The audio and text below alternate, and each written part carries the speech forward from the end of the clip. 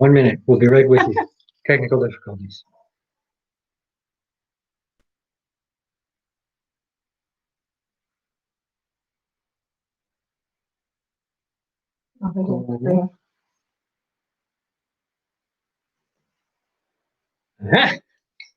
Hey, good morning, everybody. Welcome to the Human Empowerment Experience. And we are here live On location from Nevada City, California. I hope this is coming out great. I just wanted to show you these beautiful live flowers. This beautiful bouquet that was in our room when we got here we're at my daughter's house at First Rain Farm in Nevada City. Beautiful, beautiful spot. And we were supposed to be on at 6 a.m. and we're like, oh, we're behind, not ahead. So yeah, that was our problem. But today we'll do it now, and we'll make the rest of them in schedule. California, we are here on the farm.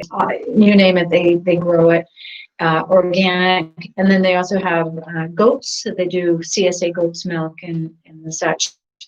But we're here. We're going to do our show this morning anyway, yes. And we're not doing a kettlebell workout this week, as if you watched us yesterday, we're doing a little bit of a different take on things. So tell us a little bit about what we're doing this morning. So this is part 2 of a program that we put together called From the Ground Up, and it has. There's a couple of reasons for it. One is that some of the people, when I had my studio and I taught just people from the public that would come in, anybody that came in with injuries or elderly folks or people that were horrendously, to get them ready to do kettlebell, this was what it is. Now, it's not just that.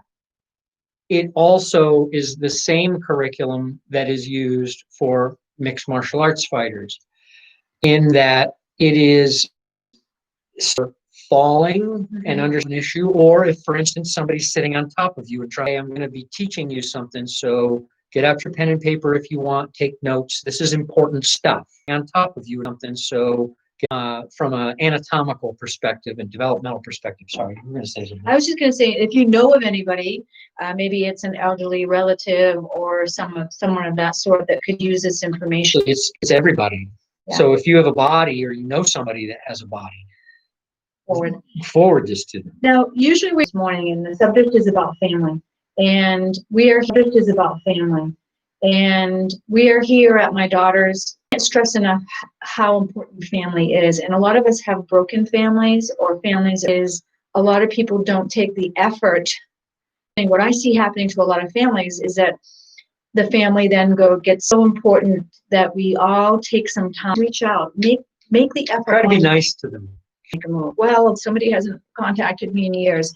It doesn't matter. It's up to you to make members of our family to know where they came from, to know about our family. It's just really important. We are here, again, as I said, at my daughter's farm, spending the week with her, and her just a wonderful few hours here. Anyway, so let's get started on Sensei David Hill. Hey, everybody. Okay. I'm just going to start a little bit. So I'm gonna sit down here. Okay. Okay. So what I want to describe to you is something that was taught to me in massage school, and in our anatomy and physiology class, we did a lot of work on human body development and things that can go wrong and things to pay attention to. And one of the things fascinating was had to do with how, if you look at any human bone, let's take, like the bone of the humerus here, it's all bumpy and twisted. It has big bulbs at the end. That's not how they start. Is in the womb, and even once it's born, the bones are almost like a smooth cylinder, right? They're very uniform skin, right, and it's all around the outside, and it's all around the muscles from a, you've got another bone here, right? So like this is like your elbow joint. So the muscles from this bone come and they attach to the skin of the periosteum, and then attached to this bone up here. So whenever your body is lifting up, right, or pushing onto the ground to lift the tendons that are attached, what they do is they pull the skin away from the bone. They literally lift the skin off the bone. And then what happens, they literally lift the skin off the bone. You have this twisted, gnarled bone. Now, you need to think about this for a twisted, gnarled bone. Now, you need to think about this for a minute because this is really important. What we're saying is that your physical activity is what shapes the bones of your body. Doesn't do a lot of physical activity. Bodies don't develop in the same way as a child that's very active and picks up things and does a lot of things. So ultimately, what I'm saying is that the activity that your child does and that you did and that you do is constantly shaping the body on a structural level, right? And here's the best example of how to think about this. It has to do with the shoulders, right? A lot of parents, they want their child to walk the shoulders, right? A lot of parents, they want their child to walk before any other child. They're like, my child was walking at 11 months old, and somebody else's child was walking, for until 15 months or whatever, right? So if you're a baby and you're crawling across the floor, you're putting the whole. So if you're a baby and you're crawling across the floor, you're putting the whole thing. If you don't do that, if you immediately go from lying there and scooting around to standing up and walking, the upper body development doesn't happen the same way as if you do an excessive crawling. So if you see your child standing and starting to walk, just kick them over, knock them down. Not really, but you know what I'm saying. Encourage it. Get down on the floor and crawl with them. Make it so that they do it. It's incredibly important.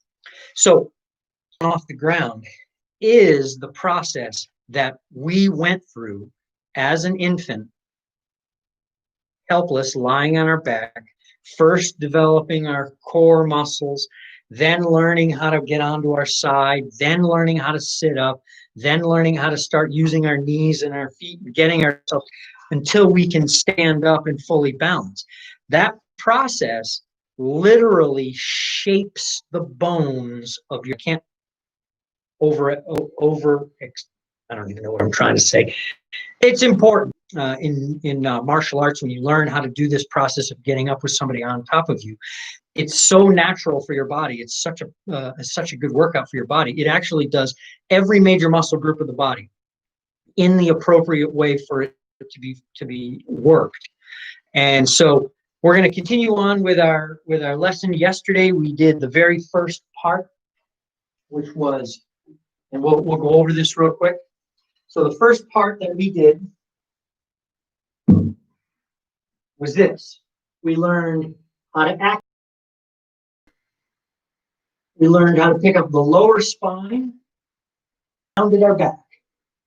The next thing we did was we learned how to move from side to side. Then we did it a little bit faster so that we could then use the momentum, come up onto our elbow and our hand. Could you adjust the camera so that you can see? Now, what we're going to do is I want you to take one side and you're going to touch all the way from the pinky toe down the foot, down the leg, same time. And I'm going to go to the other side, like so. This is the exercise. Now, what we're doing there is stopping our motion, because we need to learn how to start our motion and stop the momentum so that we can. Here's the exercise for today. You're going to work on, keep your elbows tucked, come up on your hands and elbows, knees and elbows, and then to your hands. Go back down, you're going to roll up to here. That's the exercise. Up to here. That's the exercise. Go down, or you can reach this hand through, put the shoulder down, the hip, roll across, elbow, and it's actually quite simple. You need to be able to do it slowly and quickly. You can extend this leg to get it out of the way, or you can slide it across, down, over, so. Now, one of my Kung Fu teachers, he used to always say, if you want to be really fast, physical connection between your brain and body to make this motion, the way you do that is through repetition. The more repetition that you do, the faster the nerves will fire, the faster the sequence will fire, and the more competent you'll be able to do these exercises. Why is this important? Because later on, this is going to go like this. In fact, here we're going to do our next piece of the elbow, roll, and stop. Again, coming this way. Drop the elbow, roll, and stop. Try and land from the pinky to the pinky toe all at once.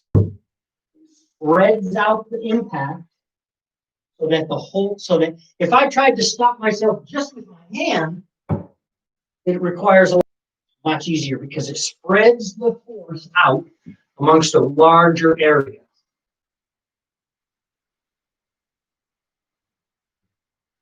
Now, I'm going to put my knee down, put my arm down, put the other knee down, I'm going to roll, and I'm going to stop.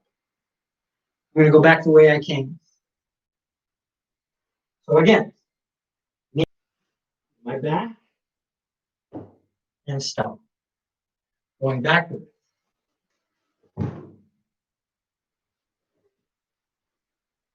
More advanced.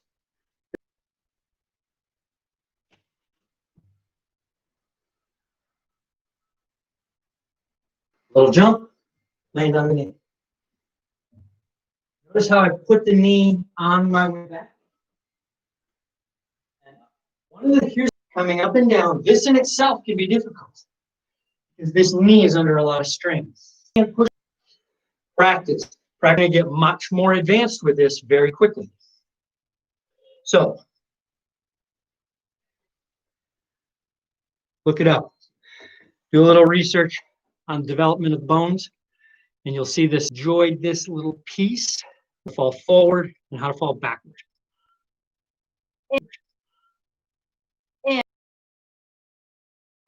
So we're going to try to tune in YouTube videos and watch any of the videos that we have posted there, particularly at the beginning for the kettlebell swings. And then, of course, we'll be back regularly next Monday, but we'll be in and out this week just because of the location this morning. Joy, energy, and healing energies to all of you in the world today, especially those who are suffering today.